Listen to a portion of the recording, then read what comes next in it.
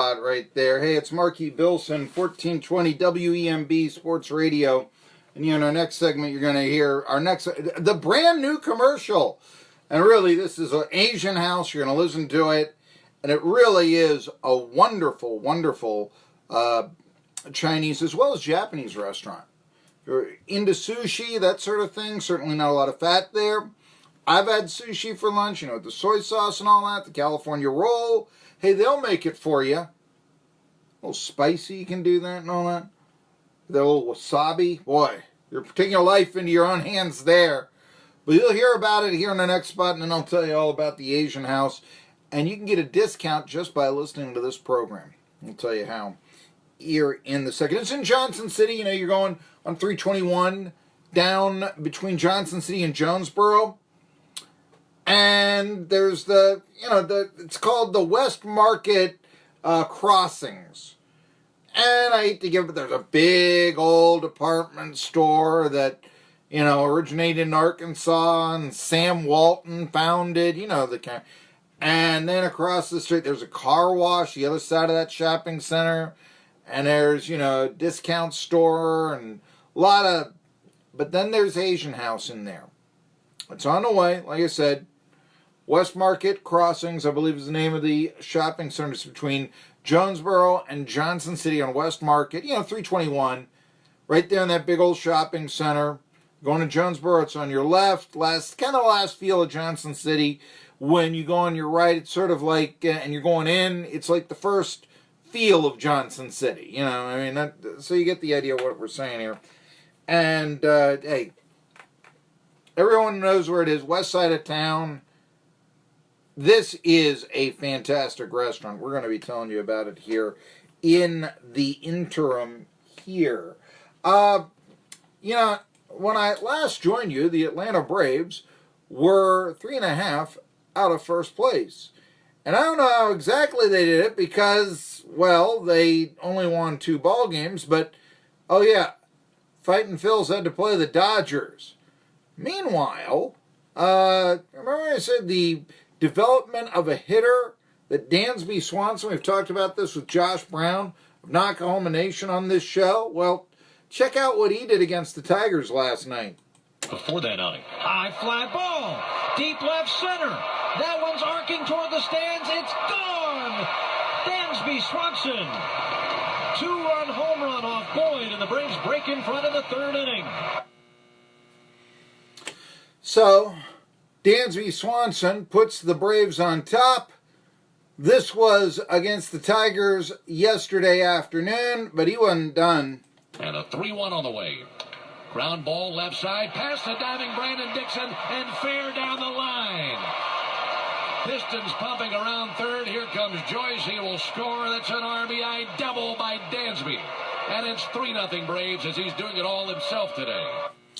So, Swanson, clearly he had enough to make it in the big leagues. Well, yesterday he said he should. Now, I know you're saying it's the Tigers. I know that the Tigers done tied the score. I know you're saying, wait a minute, Marky, here. It's the Tigers. They tied the score. I mean, how big? Well, the thing is here now, before we start writing off and all that, Braves still have a pretty good first baseman who can hit a little bit. I think you know who he is. They call him Freddie Freeman. Pitch on the wing. Rope to right. A base hit along the line. How far can Swanson go? He's around second. He runs out from under his helmet as he turns third. He's coming to the plate, and he will score standing on a double by Freeman. And the Braves take the lead in the 8th inning, 4-3. And then the Braves just put it away. Yeah, Swanson at that point had a hand in all the runs scored. And now, here we go. The game. Fly ball right center field. That ball's well hit. Jones on his horse again at the track. It's up against the fence. Heading for third base is Riley. He'll turn and score. Culberson all the way to third, standing. 7-3 Braves. So the Braves pull within a game of first place in large part because of the Dodgers. And look what they were doing to the Fightin' Phils. Right-hander delivers. And a fly ball well hit to left center field. And that one is gone. A home run. Oh, doctor, what an 8. 7 are in. It is 8-0. From 1-0 to a blowout just like that. Nobody's got a bullpen anymore. And yet we insist on, oh, well, you've got to keep your pitchers to their pitch count. You cannot have, don't let them go over now.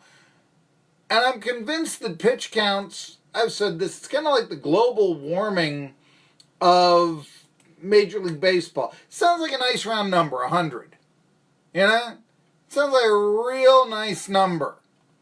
And in fact, as it turned out, the Washington Nationals, who are still way back of the Braves and the Phillies. In fact, the Nats are still in 4th place, 7 out, and 6 back of the Braves. So not really much of a factor.